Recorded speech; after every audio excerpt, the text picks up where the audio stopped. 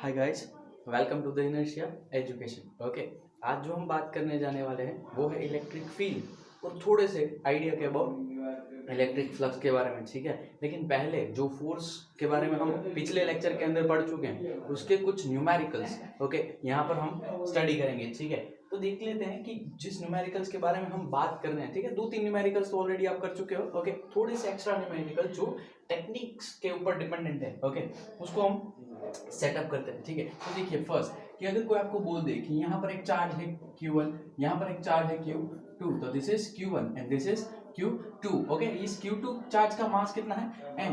Okay, ये distance है R1। कितना डिस्टेंस है ये R1। तो आपको अगर कोई पूछ ले कि R2 की दूरी पे, कितनी दूरी पे, R2 की दूरी पे उसकी स्पीड क्या होगी, मतलब उसकी वेलोसिटी कैसी होगी। पहली बात ये समझने की है कि जो वेलोसिटी है उसकी डायरेक्शन कौन सी होगी, ये वाली, क्योंकि both are same charges. Okay, तो फोर्स कितना लगेगा, पहला F इज इक्वल्स टू के Q1 Q2 अपन क्या होगा R²। करेक्ट। अब आप ये भी सोच सकते हो F is equals to M, correct. तो M इक्वल्स टू क्या होगा के Q1 Q2 बाई R²। तो A इक्वल्स टू के Q1 Q2 by R² into M। अब आप A को क्या लिख सकते हो, you can write A is equals to dV by dt equals to क्या हो जाएगा के Q1 Q2 बाई M/R²। लेकिन क्या ये वेलोसिटी है वो टाइम सेक्टर पे है, नहीं। ये जो वेलोसिटी है वो किसके रेफरेंस में है, डिस्टेंस के रेफरेंस में। तो हमें यहाँ dV बाई dx चाहिए। ठीक है, तो मैं क्या करूंगा, देख लिए, सिंपल सी चीज, dV by dx into dx by dt equals to क्या हो जाएगा के Q1 Q2 अपॉन M/R²। कितने लोगों को ये समझ में नहीं आया, मैंने कुछ नहीं किया, ऊपर नीचे dx से मल्टीप्लाई और डिवाइड कर दिया और कुछ नहीं। तो ये मेरा स्टेप क्या बच गया, दैट इज v dv। ये dx को इस साइड ले आओ तो इक्वल्स टू के Q1 Q2 by R² into क्या हो जाएगा ये dx into m। r distance का फंक्शन है, यस। ये किसका फंक्शन है, x डिस्टेंस का ही फंक्शन है। तो इस इनका आप इंटीग्रेशन आराम से कर सकते हो। ठीक है, इसको आप x ही ले लो, कोई भी बात नहीं, r के बदले आप x भी लेकर पूरा न्यूमेरिक सॉल्व कर सकते हो। ठीक है, कोई टेंशन लेने वाली बात नहीं है। तो यहाँ क्या हो जाएगा, integration 0 to v into dv equals to क्या हो जाएगा हमारे पास, k constant, Q1 constant, Q2 constant upon क्या हो जाएगा m constant. Integration from R1 to R2। Okay, it will be dx by R²। Correct, R² का इंटीग्रेशन v dv का इंटीग्रेशन आता है v² बाई 2। कैसे आया, x रेस टू n, कोई पावर नहीं है तो 1, x raise to n plus 1 by n plus 1 equals to यहाँ क्या आएगा, upper limit minus lower limit, upper limit v है, लोअर लिमिट 0 है, तो 0 पुट करने की कोई टेंशन नहीं है। तो ये तो काम अपना खत्म हो गया। यहाँ क्या बचेगा, कि Q1 Q2 upon m। Okay, यहाँ क्या आएगा, 1/r² का इंटीग्रेशन आता है -1/r। करेक्ट, ऐसे ही आता है क्योंकि r को आप ऊपर ले जा, r will be -2 plus 1 divide by -2 plus 1। तो आंसर आएगा -1/r। अपने हिसाब से करके आप देख सकते हो, it will B R1, it will B R2। Upper limit minus lower limit, लेकिन R1 प्लस हो जाएगा, माइनस माइनस अपर क्या हो जाएगा माइनस। तो अल्टीमेटली आपके पास v² इक्वल्स टू क्या आएगा, 2k Q1 Q2 by m into 1/R1 minus 1/R2। आपको v फाइंड आउट करना था, तो v इज इक्वल्स टू क्या आ जाएगा, √2k Q1 Q2 m 1/R1 minus 1/R2। ये से एक बार में पूछा गया था, सो मैंने सोचा आपको सॉल्व करा दूं। ठीक है, ये कोई बड़ी बात नहीं है, आप आराम से स्टेप कट करके भी सीख सकते हैं, कोई रॉकेट साइंस इसके अंदर अप्लाई किया नहीं है मैंने। ठीक है, एक और न्यूमेरिक ले लेते हैं जो बहुत छोटा सा है और समझने लायक है। ठीक है, ये जो सीरीज के एग्जाम्पल्स आते हैं वो काफी बार पूछे गए हैं और पूछे भी जाते हैं। ठीक है, वो इंपॉर्टेंट भी बहुत होते हैं। जैसे कि सपोज आपको कोई एक सीरीज दे दे कि एक सीरीज के अंदर ऐसी एक सीरीज है, यहाँ पर ओरिजिन O है, यहाँ चार्ज है Q। ओके, ये 1 मीटर पर 1 कूलम चार्ज है, 2 मीटर पर 8 कूलम चार्ज है, 3 मीटर पर 27 कूलम चार्ज है, और ऐसे अप टू चल के 10 मीटर पर 1000 कूलम चार्ज है। तो इसको कैसे फाइंड आउट करोगे। ओके, इन सबका फोर्स तो यहाँ पर लगेगा ही लगेगा, सीधी सी बात है। कैसे लगेगा उसको सॉल्व करो। ठीक है, तो इसका इसके ऊपर चार्ज कितना होगा, कितना होगा, सपोज समझ लो इट विल बी, यहाँ क्यू के बदले 1 ले लेते हैं, ठीक है, सपोज कोई 1 कूलम चार्ज यहाँ भी ले लो, ओके, ताकि क्योंकि क्वेश्चन में ऐसे ही दिया होता है, क्यू नहीं दिया होता, और क्यू दिया होता है तो वो खुद क्वेश्चन मार्क के अंदर पड़ जाता है, इसलिए वो क्यू नहीं देते, ठीक है। तो सोच लीजिए कि क्या होता है कि अगर यहाँ 1 दिया है तो इसका इसके ऊपर फोर्स क्या होगा, force of F1 equals to क्या होगा, K 1 इंटू 1/1 स्क्वायर, 8 कूलम का क्या होगा सोचिए, it will be F2 equals to K, correct, K into क्या हो जाएगा 1 इंटू 8/2 स्क्वायर, ओके। अगर आप ध्यान से देखें तो ऐसी सीरीज के अंदर सिचुएशन क्या होती है, ये 1 है, ये 1 का स्क्वायर है, तो ये 1 और 1 का स्क्वायर क्या हो जाता है, कट, यहाँ कट ना करो तब भी वही रहता है, इसका आंसर तो K ही आएगा। सोचने वाली बात यहाँ है, इस K को ठीक से लिख देते हैं, ठीक है।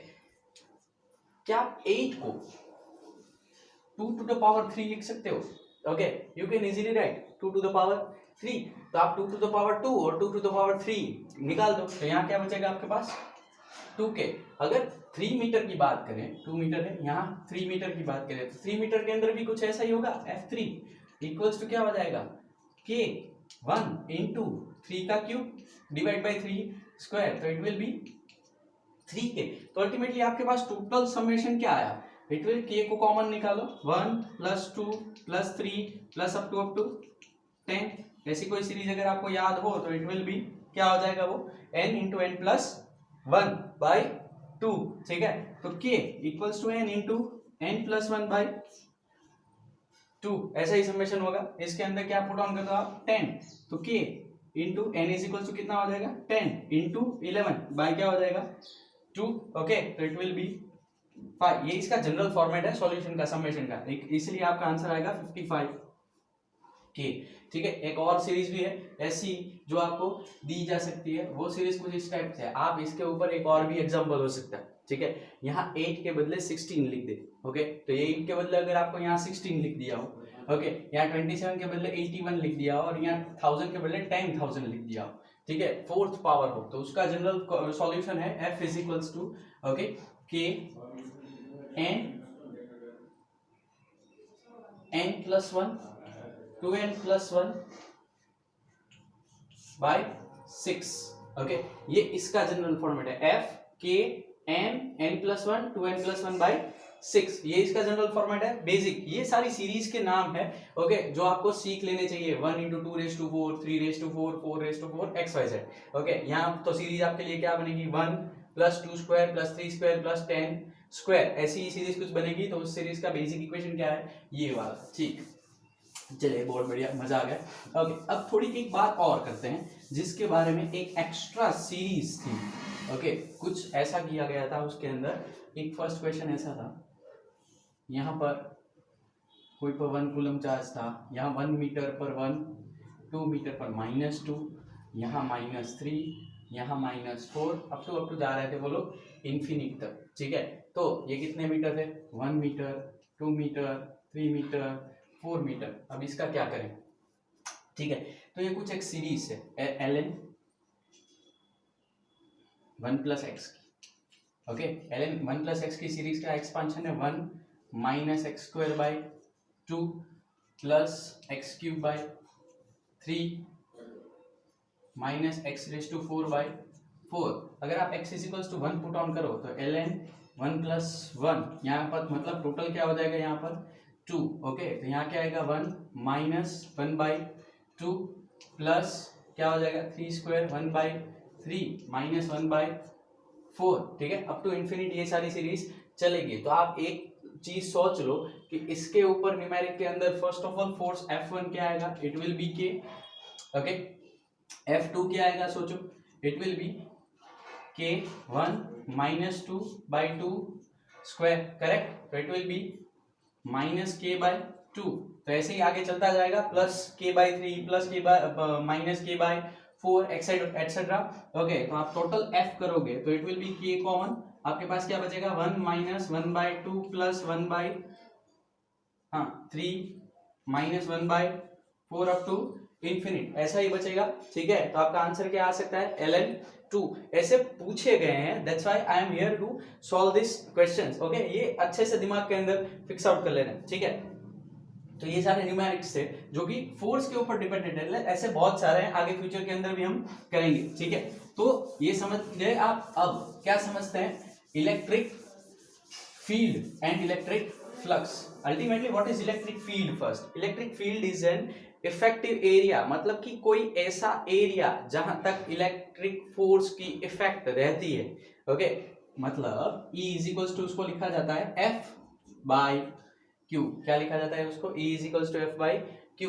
E की डायरेक्शन कौन सी डायरेक्शन में होती है? F की डायरेक्शन में। ये Q क्या है, कौन सा होना चाहिए? ओके, ये Q वो है जिसके ऊपर इफेक्ट हो रही है, ठीक है। सपोज कि दो परस्पर इंसान आमने सामने खड़े हैं, ठीक है, तो दूसरे इंसान की पहले इंसान पर इफेक्ट ढूंढ रहे हैं, मतलब कि दूसरे का फील्ड इस इंसान पर ढूंढ रहे हैं, तो अपने आप को, मतलब ये इंसान जिसके ऊपर इफेक्ट हो रही है वो कहाँ आएगा?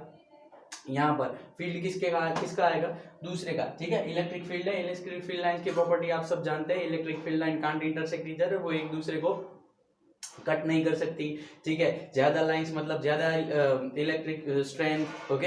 ये सारी बात आपको पता है, वो कभी सर्कुलर लूप जनरेट नहीं करती, एक्साइटेड, बहुत सारी चीजें इलेक्ट्रिक फील्ड के बारे में आप सब जानते हैं। मैं आज जो बात करने जा रहा हूं, ठीक है, वो है फ्लक्स के अकॉर्डिंग। ओके, वो किसके अकॉर्डिंग है?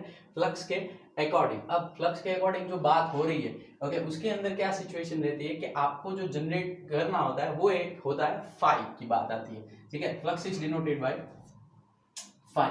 फाई का इक्वेशन किसके ऊपर मैटर करता है? ओके, फ्लक्स बेसिकली क्या देता है? ओके, फ्लक्स ये देता है कि किसी भी XYZ एरिया में से कितनी एनर्जी पास ऑन हो रही है उसका आइडिया मात्र। क्या देता है? किसी भी एरिया में से कितनी एनर्जी पास ऑन हो रही है उसका just and just basic idea, ठीक है। तो फ्लक्स क्या कहता है, मतलब कि फ्लक्स अगर एनर्जी पास हो रही है तो कौन लेकर जा रहा है? इलेक्ट्रिक फील्ड लाइन से एनर्जी लेकर जा रही होती है। तो पहली बात समझ लेनी चाहिए कि phi is dependent on electric field directly.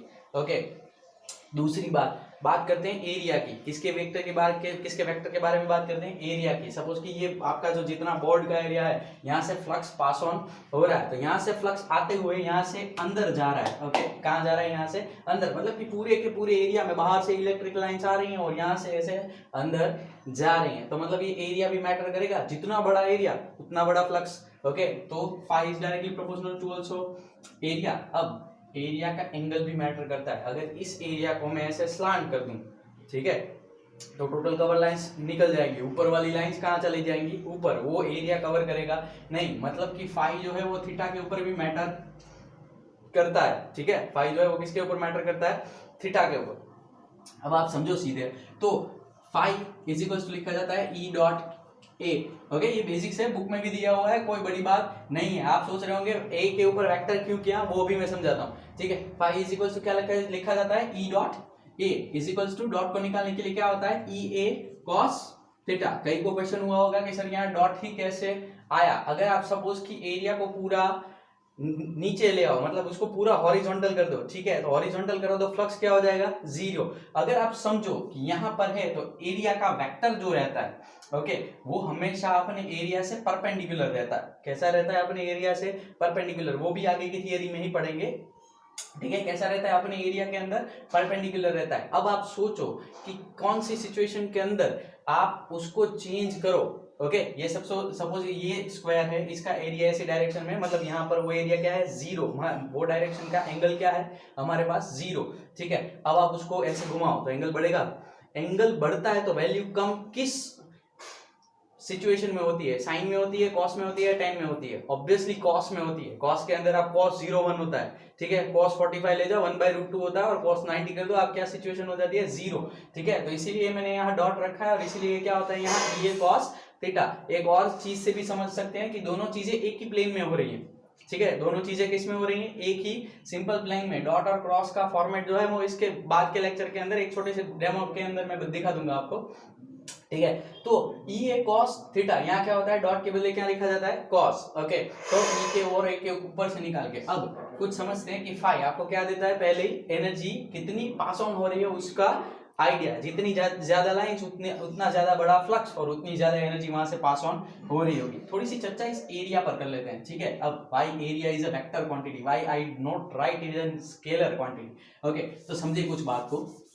कि एरिया कैसे वेक्टर क्वांटिटी है। सपोज हम किसी चीज का एरिया लें, ओके, अगर आपको मैं पूछूं कि यहाँ एक स्क्वायर है, इसकी साइड 10 है और इसकी साइड 20 है, तो आप मैं आपको एरिया पूछूं तो आप फटाक से दिखा दोगे sir area will be 200, okay, सीधी बात आपको पता चल जाएगी। लेकिन if I am talking that this is an vector quantity, तो आपको मैं डायरेक्शन पता होनी चाहिए, ओके, आपको क्या पता होनी चाहिए, डायरेक्शन। तो आप मुझे पूछोगे कि सर इसकी डायरेक्शन कौन सी है, कैसे पता चलेगा, ओके, यहाँ पर जो एरिया का कॉन्सेप्ट है वो कुछ इस तरह से निकाला जाता है, ठीक है, कि सपोज हम एक स्क्वायर ले लें बड़ा सा, ओके, इसको हम कोऑर्डिनेट सिस्टम के ऊपर एडजस्ट कर दें, ठीक है, ये हमारा एक्स प्लेन है, ओके, ये हमारा क्या है, वाई प्लेन, ऐसे ऊपर की तरफ बढ़ता हुआ, ये डायमेंशन जो है वो 10 का है स्क्वायर का, और ये डायमेंशन भी 10 का है। तो मैग्नीट्यूड ऑफ एरिया तो हमें पता चल ही जाएगा कि कितना आने वाला है, 100। लेकिन 100 कैसे आता है, अल्टीमेटली एरिया, इसको हम चार सिरे को नाम दे देते हैं ए बी सी और डी, ओके। तो किसी भी एरिया का किसी भी स्क्वायर का एरिया फाइंड आउट करना हो तो हम क्या करते हैं, एरिया वेक्टर क्वांटिटी के अंदर क्या करते हैं हम, A B cross B C, okay, क्या होता है A B cross B C. अब ए बी कौन सी डायरेक्शन में है, एक्स डायरेक्शन में, तो यहाँ क्या लिखा जाएगा, आई कैरेट। बी सी कौन सी डायरेक्शन में, वाई डायरेक्शन में, तो यहाँ क्या लिखा जाएगा, जे डायरेक्शन, ओके। अब ए बी कितनी की वैल्यू कितनी है, 10 आई कैरेट इनटू क्या लिखा जाएगा, 10 जे कैरेट, तो इक्वल्स टू 100। यहाँ क्या आ जाएगा, आई क्रॉस जे इक्वल्स टू, अगर वेक्टर अच्छे से पढ़ा होगा तो पता लगेगा के की डायरेक्शन कौन सी होती है, पॉजिटिव के बाहर के डायमेंशन में होती है, ठीक है। अगर सपोज किसी को ये क्वेश्चन हुआ कि sir why I did not do B C into B A, कर सकते हो, कोई इश्यू नहीं है, लेकिन याद रखें, ठीक है, कि जिस डायमेंशन में आप पहले एक न्यूमेरिक के अंदर, not in the total physics, okay, सिर्फ एक न्यूमेरिक के अंदर अगर आपने किसी एक जगह पर डायरेक्शन फिक्स कर दी कि भाई चलो इस न्यूमेरिक के लिए मैंने एरिया वेक्टर की डायरेक्शन इस डायरेक्शन में फिक्स कर दी, तो पूरे न्यूमेरिक के लिए ओनली,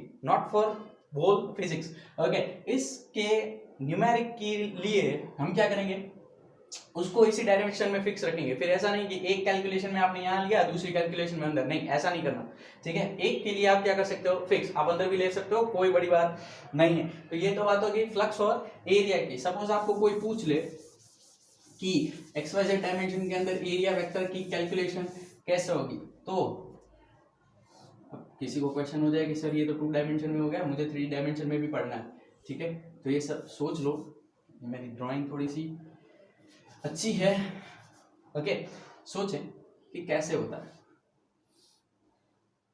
अगर आपसे कोई पूछे कि ऐसे एरिया को कैसे आप, जहां जिसका एंगल, ओके, ये 37 का एंगल बनता है, ठीक है, और इसकी डायरेक्शन है 5, ये स्क्वायर है पूरा 5 5 5 और 5 का, तो इसका कैलकुलेशन कैसे करोगे, मतलब कि ये एक्स प्लेन है, ये हमारा वाई प्लेन है, और ये हमारा कौन सा है, जेड प्लेन। तो आप देखो कि वाई जेड प्लेन को, इसको टॉप के ऊपर से देखोगे, कहां से देखोगे आप, ऊपर से, टॉप से, तो आपको कुछ इस तरह से दिखेगा, ठीक है।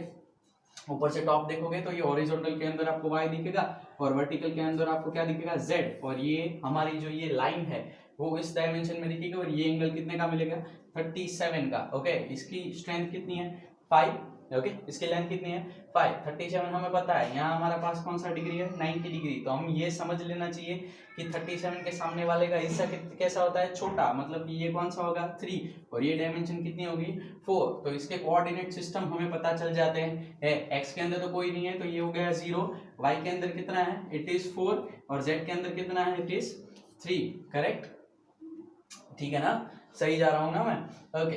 तो ये डायमेंशन तो हमें पता चल गए, it is 0 4 and 3। Vertical dimension तो आप अपने आप से निकाल ही ले सकते हो, ठीक है। इट इज, ये कौन सी डायरेक्शन में, सिर्फ और सिर्फ वाई डायरेक्शन के अंदर, तो वाई डायरेक्शन के अंदर तो इतना ही रहेगा और उसके अंदर कोई चेंज आएगा नहीं। तो वाई डायरेक्शन में आप देख लो, ये सिर्फ एक्स जेड प्लेन के लिए, हाँ, एक्स वाई प्लेन और वाई जेड प्लेन के लिए तो ये ऐसा कैसा ही रहेगा, 5 0 0 8 0 5 0। तो आपको अगर ये कोऑर्डिनेट मिल जाए तो उसके बाद की कैलकुलेशन तो कैसी है, बहुत इजी है, ठीक है। इस कोऑर्डिनेट के अंदर आप यहाँ पर भी देख लो, ये कोऑर्डिनेट कितने हो जाएंगे, इट विल बी, कौन कौन सा प्लेन है यहाँ पर आप देखो तो it is X and Y, तो इट विल बी 5 5 0, एंड यहाँ पे यहाँ कितने होंगे कोऑर्डिनेट्स, ओके, यहाँ पर भी आपको कोऑर्डिनेट्स मिल जाएंगे। इट इज, ये कौन सी चीज है, it is X Y Z हो गया, तो एक्स जेड हो गया 5 0 एंड 5, करेक्ट। तो ये आपके फॉर्मेट के अंदर आपकी सारी बातें कब खत्म हो जाएंगी। तो ये बात आपको अच्छे से समझ लेनी है कि इसका क्रॉस प्रोडक्ट कैसे निकालें, that is a basic thing. चलिए, तो आज के लेक्चर के लिए यही एक और भी एक पैटर्न है जो पूछा जाता है, जो फोर्स निकालने के लिए काफी यूजफुल होता है, ठीक है। अगर कोई चार्ज हो, यहां पर हो Q1, यहां पर हो Q2, दोनों अभी तो फिलहाल पॉजिटिव चार्ज है, दोनों अभी फिलहाल कैसे हैं, पॉजिटिव चार्ज। अगर कोई तीसरा चार्ज हो Q, ओके, तो उसको ऐसी जगह पुट ऑन करना है कि उसके ऊपर कोई फोर्स ना लगे। कोई फोर्स ना लगे मतलब कि क्या सिचुएशन होगी, आप सीधी सी बात सोच सकते हो कि E इज इक्वल्स टू क्या है हमारे पास, F/Q। फोर्स ना लगे तो इलेक्ट्रिक फील्ड क्या होना चाहिए, जीरो, तभी फोर्स जीरो हो सकता है, क्योंकि चार्ज जीरो नहीं है हमारे पास, चार्ज तो है, ओके। तो अगर चार्ज जीरो हो जाता तो इलेक्ट्रिक फील्ड इन्फिनिट की बात आ सकती थी, लेकिन वो कॉन्सेप्ट हमारे पास है नहीं। समझना क्या है कि अगर फोर्स जीरो हो तो फोर्स जीरो होने के लिए क्या जरूरी है, इलेक्ट्रिक फील्ड जीरो होना चाहिए, चार्ज तो है ही ऑलरेडी, ठीक है। तो यहाँ पर ऐसी कौन सी कंडीशन है, ओके, यहाँ पर आपके पास इनफाइनाइट है, लाइन है, आप सोच सकते हैं कि इसके ऊपर कहीं भी आपको चार्ज रख सकते हैं, ठीक है, कहां पर जीरो होना चाहिए। तो एक छोटी सी टेक्निक है, ठीक है, जो समझने के लिए है। पहली बात, अगर चार्ज सेम हो, जैसे कि यहाँ है, दोनों पॉजिटिव पॉजिटिव, ओके, तो आपको नल पॉइंट मतलब म्हणजे जहां पर इलेक्ट्रिक फील्ड जीरो होगा, ठीक है, तो कहां मिलेगा, तो इन दोनों के बीच में और इन दोनों में से जहां पर चार्ज छोटा होगा उसके नजदीक, सपोज ये Q1 is greater than Q2, तो Q2 कैसा हुआ, छोटा, तो आपको नल पॉइंट यहां कहीं मिलेगा, सपोज ये R1, ओके, तो आप ये डिस्टेंस x ले लो, ओके, ये हो जाएगा आपका काम, ठीक। अगर चार्ज कैसे हुए, ऑपोजिट, अगर चार्ज कैसे हुए, ऑपोजिट, मतलब कि सपोज मान लो Q1 है, ये माइनस Q2 है, तो आपको नल पॉइंट कहाँ मिलेगा, ओके, आपको नल पॉइंट उसी की लाइन पे मिलेगा, लेकिन कहाँ मिलेगा, माइनस चार्ज पर, और इन दोनों की कौन सी डायरेक्शन में,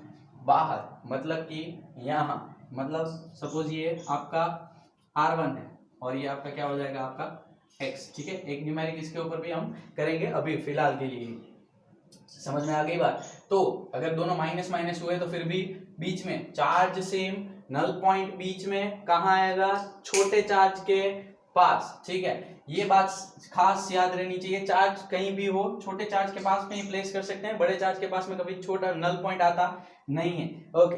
चलिए, तो एक न्यूमेरिक इसके ऊपर भी देख लेते हैं ताकि हमें कंफ्यूजन ना रहे कोई, ठीक है। ऐसे ही देख लो कि सपोज ये Q1 और Q2 ही है, ये सपोज हम ले लेते हैं, एक पॉजिटिव और एक नेगेटिव का भी कर लेते हैं, ठीक है। इसकी वैल्यू ले लेते हैं हम 2 कूलम, ओके, और इसकी ले लेते हैं हम 8 कूलम। इसके बीच का डिस्टेंस हम दे देते हैं 30 सेंटीमीटर, कितना दे देते हैं, 30 सेंटीमीटर। तो हमें फाइंड आउट करना है कि ये Q चार्ज जो है वो कितने डिस्टेंस पर लगेगा, ठीक है। तो हमें क्या करना है, इलेक्ट्रिक फील्ड मतलब कि फोर्स को अल्टीमेटली जीरो, इसका इसके ऊपर और इसका इसके ऊपर, तो सपोज यहाँ पर एक मान लेते हैं, नहीं, छोटा चार्ज उस साइड है तो हम यहाँ मानेंगे, ठीक है। सपोज ये डिस्टेंस हमारा कौन सा ले लेते हैं हम, x, ओके, तो टोटल ये इतना डिस्टेंस कितना होगा, 30 माइनस x, करेक्ट। तो आप देखो F1 Q इक्वल्स टू क्या होना चाहिए, F2 Q, करेक्ट। तो F1 Q इक्वल्स टू क्या होगा, K 2 into Q divide by क्या हो जाएगा, x स्क्वायर इक्वल्स टू इस साइड क्या हो जाएगा हमारा, okay, K 8 Q divide by 0.3।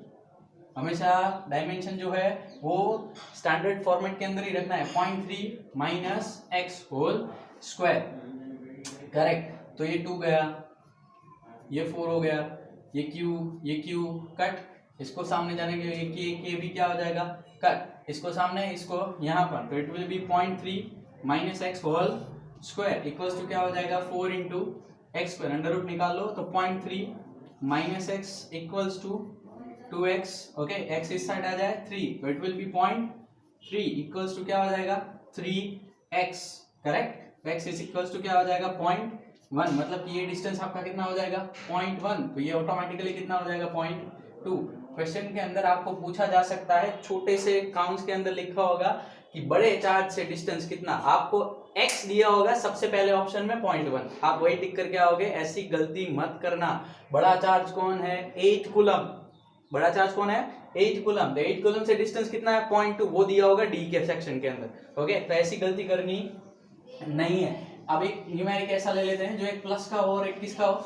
Minus का। एक किसका हो? प्लस का, और एक किसका हो? माइनस का। तो सपोज ये प्लस और माइनस का कर लेते हैं, ठीक है। यहाँ पर रखते हैं -2, ओके, और यहाँ पर रखते हैं 4, ओके। चाहे अंडर रूट में आंसर है, कोई टेंशन लेने की बात नहीं है। तो अब क्या होगा? -2 के पास, ओके, चार्ज ऐसा रख देते हैं Q, ठीक है। यहाँ कोई भी चार्ज हो, आप बिना न्यूमेरिक्स के अंदर पुट किए उसको निकाल सकते हैं, ठीक है। अगर शॉर्टेस्ट पैटर्न के अंदर फॉलो करना हो तो आपको पता है Q कट हो जाते हैं, K भी कट हो ही जाते हैं। बचता क्या है? सिर्फ चार्ज और उसका डिस्टेंस, ओके। तो ये हर बार ये चिकने करने की जरूरत नहीं है, ओके। डिस्टेंस आपको दे देता हूं मैं, कितना लेंगे? चलिए 40 सेंटीमीटर। कितना ले लेते हैं? 40 सेंटीमीटर। तो सीधा अब इसके ऊपर से न्यूमेरिक के अंदर पुट करता हूं। ये क्या है? -2 डिवाइड बाय x, करेक्ट। ये क्या है? इट इज 4 डिवाइड बाय क्या लिखेंगे? It will B 0.4 plus x square, यहाँ भी x का स्क्वायर ही रहेगा, ठीक है। तो ये 2 कवर अप हो गए, ये इसको सामने जाने दो, इसको कहाँ जाने दो? सामने। तो इट विल बी क्या हो जाएगा? -0.4 plus X whole square equals to क्या हो जाएगा? It will be 2x square, correct. आप इसको एक्सपांड भी कर सकते हो, अंडर रूट भी निकाल सकते हो, जो आपकी मर्जी। माइनस वैसे का वैसा रहेगा, 0.4 plus X equals to √2x, correct. Minus अंदर दे दो, माइनस ये प्लस हो जाएगा, माइनस हो जाएगा, आमने सामने फिर से आएगा तो क्या हो जाएगा? प्लस। इट विल बी -0.4, यहाँ क्या हो जाएगा हमारे पास?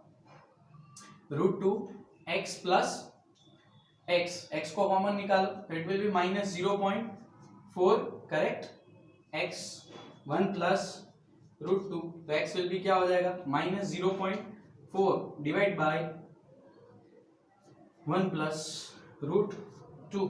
1 प्लस √2 की इक्विवेलेंट वैल्यू अगर 1.5 दी हो तो ये 2.5 हो जाएगा, और 0.4 डिवाइड बाय 2.5, माइनस वैल्यू क्या दिखाती है? इससे बाहर की डायमेंशन दिखाती है, ठीक है। तो आज के लेक्चर में हमने जितना समझा, ओके, कल फ्लक्स के बारे में थोड़ा और समझेंगे, ठीक है, और उसके बाद फ्लक्स की गॉस लॉ की एप्लीकेशन की तरफ भी जाएंगे, ठीक है। उसके जो न्यूमेरिक्स आते हैं वो ज्यादातर कैसे आते हैं? बहुत ज्यादा नहीं आते, लेकिन ये जो सीरीज जो है, ओके, उसके न्यूमेरिक्स बहुत ज्यादा आते हैं, तो उसकी खास प्रैक्टिस करें, ओके, और ज्यादा ध्यान दें, ठीक है। चलिए आज के लिए इतना ही, टेक केयर, गुड बाय।